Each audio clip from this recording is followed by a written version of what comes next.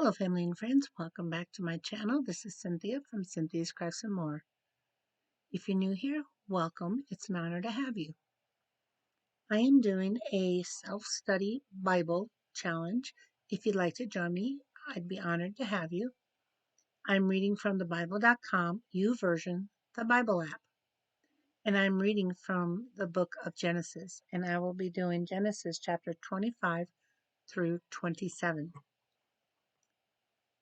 Genesis chapter 25. The death of Abraham. Abraham had taken another wife, whose name was Keturah. She bore him Zimran, Jokash, Medan, Midian, Ishbak, and Shuhan. Jokashan was the father of Sheba and Dedan. The descendants of Dedan were the Asherites, the Lecherites, and the Limonites. The sons of Medan were Ephron, Epher, Hanok, Abida, and Elada. All these were descendants of Ketron. Abraham left everything he owned to Isaac, but while he was still living, he gave gifts to the sons of his concubines and sent them away from his son Isaac to the land of the east. Abraham lived 175 years. Then Abraham breathed his last and died as a good old age, and an old man and full of years. And he was gathered to his people.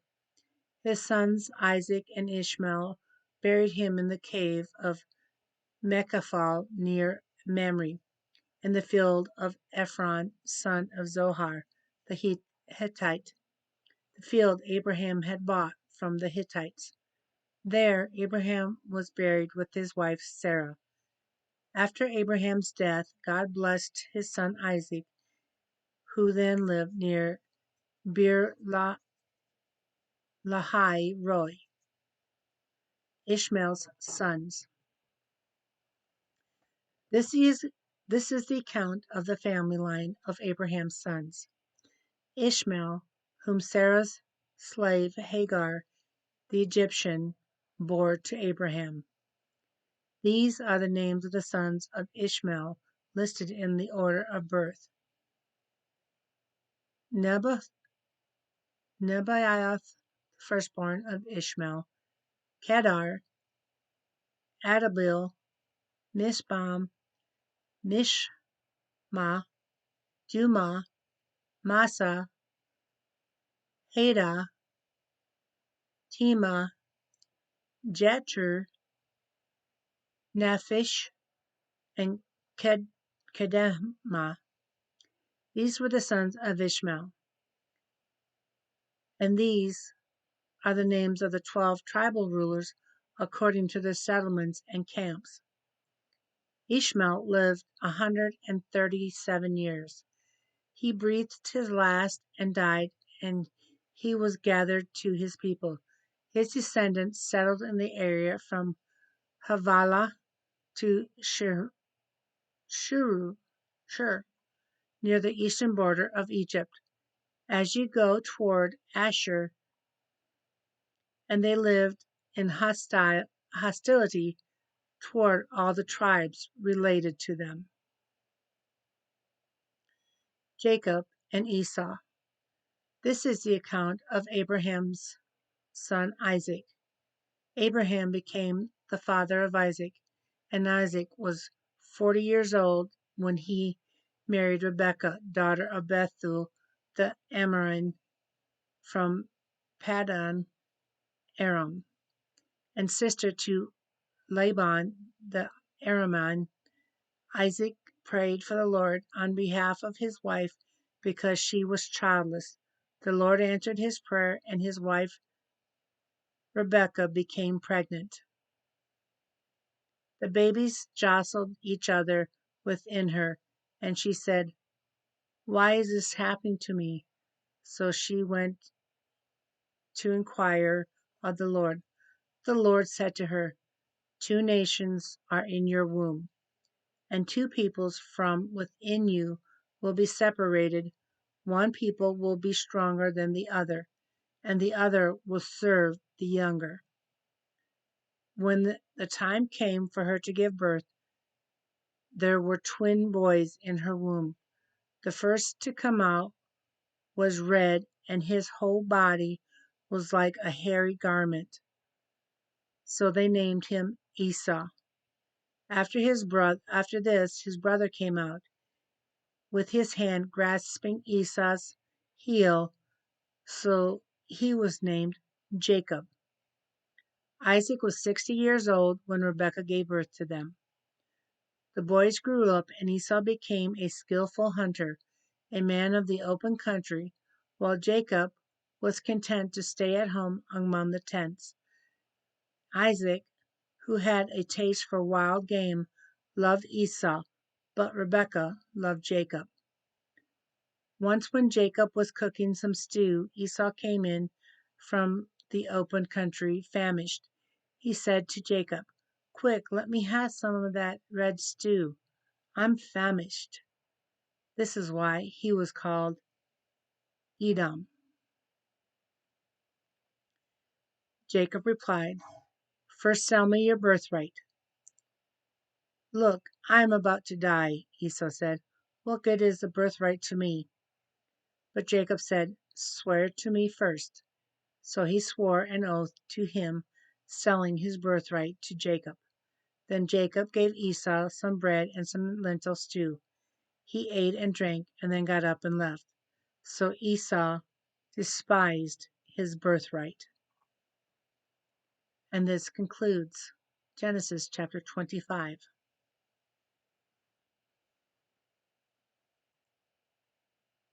Genesis chapter 26. Isaac and Abimelech.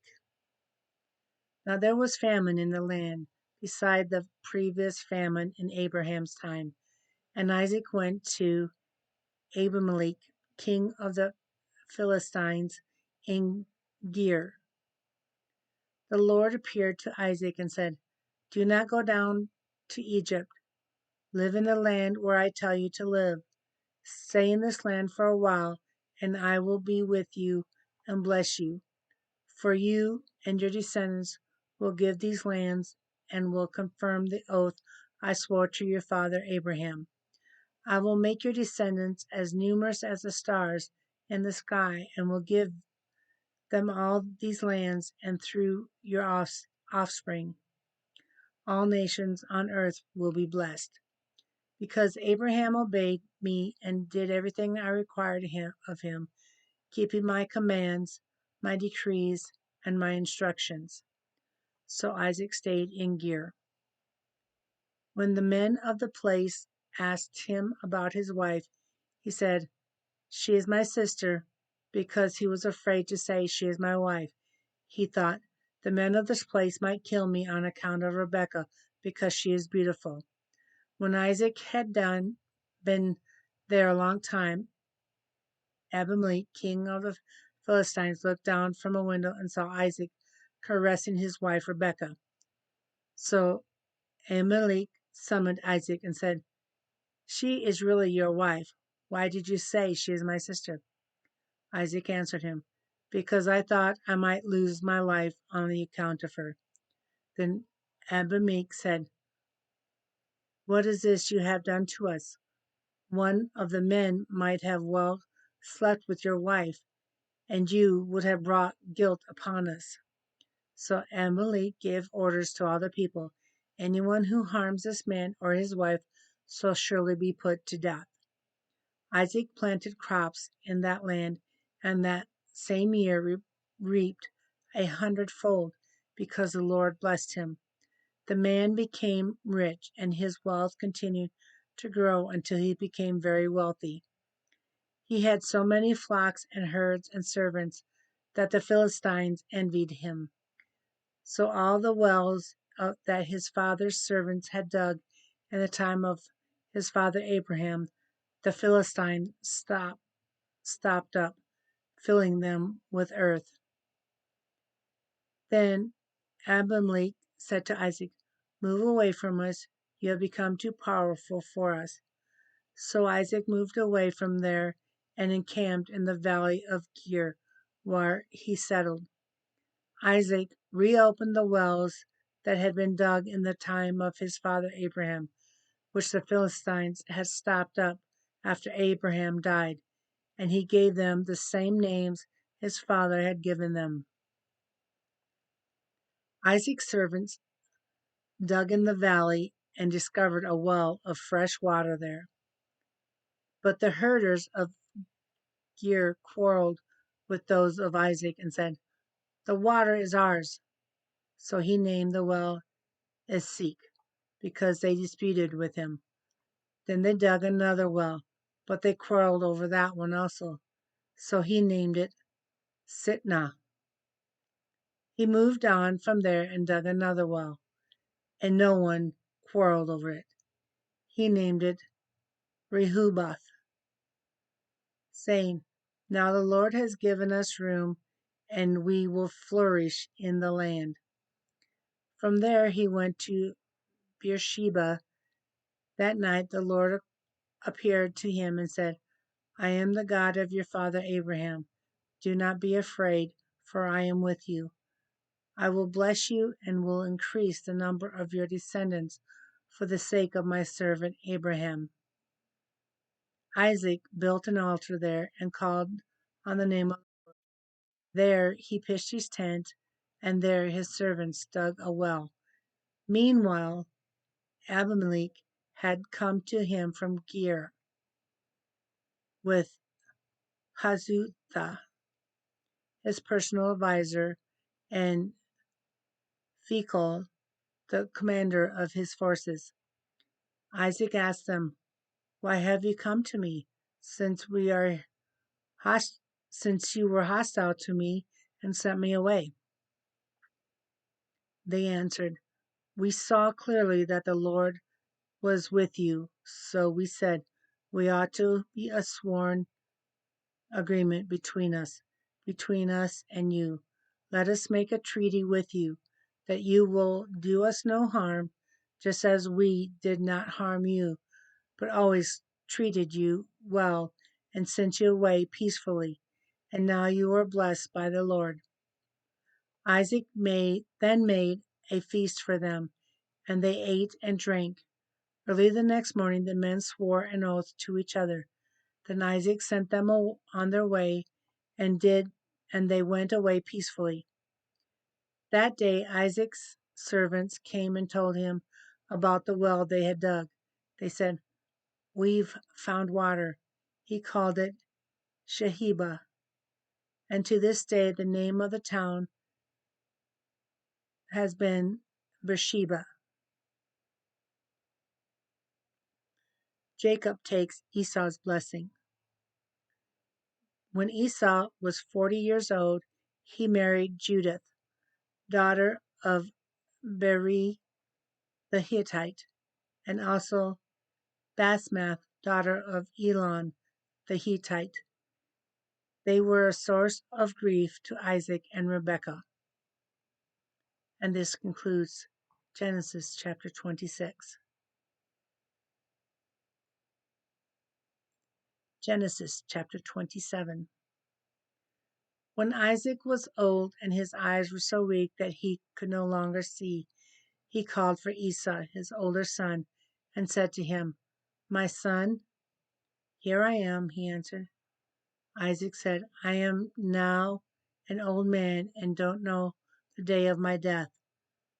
Now, now then, get your equipment, your quiver and bow, and go out to the open country to hunt some wild game for me. Prepare me the kind of tasty food I like and bring it to me to eat, so that I may give you my blessing before I die." Now Rebekah was listening to Isaac spoke to his son Esau. When Esau left for the open country to hunt game and bring it back, Rebekah said to her son Jacob, "Look, I overheard your father say to your brother Esau, 'Bring me some game and prepare me some tasty food to eat, so that I may give you my blessing in the presence of the Lord before I die.' Now, my son, listen carefully and do what I tell you. Go out to the flock and bring me 2 choice young goats, so I can prepare some tasty food for your father, just the way he likes it. Then take it to your father to eat, so that he may give you his blessings before he dies." Jacob said to Rebekah his mother, "But my brother Esau is a hairy man, while I have smooth skin. What if my father touches me? I would appear to be tricking him and would bring down a curse upon myself rather than a blessing." His mother said to him, "My son, let the curse fall on me. Just do what I say. Go and get them for me." So he went and got them and brought them to his mother, and she prepared some tasty food, just the way his father liked it. Then Rebekah took the best clothes of Esau, her older son, which he had in the house, and put them on her younger son Jacob. She also covered his hands with the smooth part of his neck with the goat skins. Then she handed her to her son Jacob the tasty food and the bread she made. He went to his father and said, "My father." "Yes, my son," he answered. "Who is it?"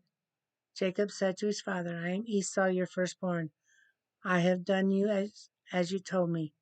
Please sit up and eat some of my game, so that you may give me your blessing." Isaac asked his son, "How did you find it so quickly, my son?" "The Lord your God gave me success," he replied. Then Isaac and Jacob said to Jacob, "Come near so I can touch you, my son, to know whether you are really my son Esau or not." Jacob went close to his father Isaac, who touched him and said, "The voice is the voice of Jacob, but the hands are the hands of Esau." He did not recognize him, for his hands were hairy like those of his brother Esau, so he proceeded to bless him. "Are you really my son Esau?" he asked. "I am," he replied. Then he said, "My son, bring me some of your game to eat, so that I may give you my blessing." Jacob brought it to him, and he ate, and he brought some wine, and he drank. Then after Isaac, his father Isaac, said to him, "Come here, my son, kiss me." So he went to him and kissed him.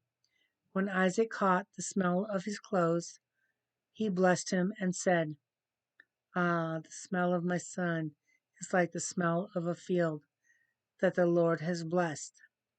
May God give you heaven's dew on earth's riches, an abundance of grain and new wine. May nations serve you and peoples bow down to you. Be Lord over your brothers, and may the sons of your mother bow down to you.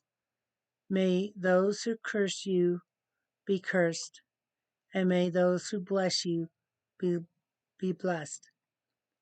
After Isaac finished blessing him, and Jacob had scarcely left his father's presence, his brother Esau came in from hunting.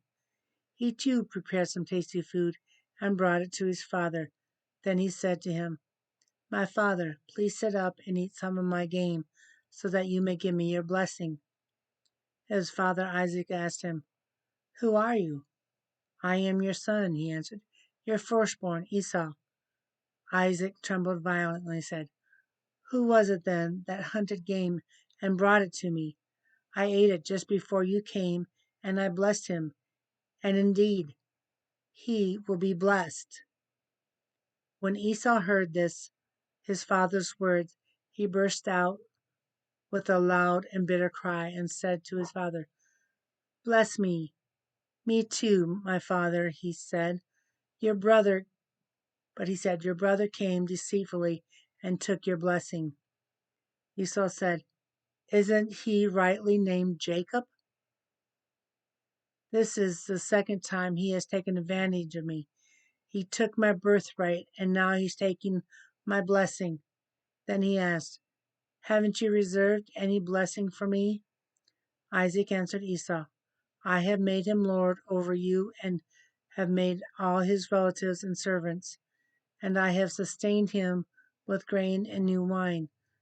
So what can I possibly do for you, my son?" Esau said to his father, "Do you have only one blessing, my father? Bless me too, my father." Then Esau wept aloud. His father Isaac answered him, "Your dwelling will be away from the earth's riches, away from dew of heavens above. You will live by the sword, and you will serve your brother. But when you grow restless, you will throw his yoke from off your neck." Esau held a grudge against Jacob because of the blessing his father had given him. He said to himself, "The days of mourning of my father are near. Then I will kill my brother Jacob." When Rebekah was told what her older son Esau had said, she sent for her younger son Jacob and said to him, "Your brother Esau is planning to avenge himself by killing you. Now then, my son, do what I say. Flee at once to my brother Laban in Haran. Stay with him for a while until your brother's fury subsides. When your brother is no longer angry with you and forgets what you did, I'll send word for you to come back. From there, why should I lose both of you in one day?"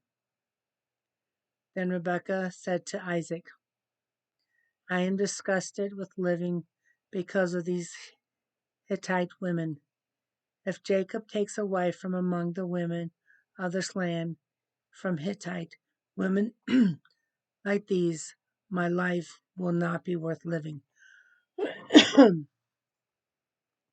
And this concludes Genesis chapter 27. I hope you've enjoyed these readings and that you will return for more of the book of Genesis. I hope you have a wonderful, beautiful, and blessed day. Stay warm, safe, and healthy. And don't forget, if you haven't already, to please click that subscribe button. I'd greatly appreciate it. And don't forget to share my video out to your other social sites. And don't forget to click that solid button so that you get notified every time I post a new video. And give me a thumbs up showing that you like this video, and leave a comment below, because all these things together will help get my videos out to those who need to hear them. And subscribing is free, so why not join my family? Have a beautiful and blessed day. Remember that Jesus loves you, and so do I. And let's pray for peace and love. Until tomorrow, God bless. Love you guys.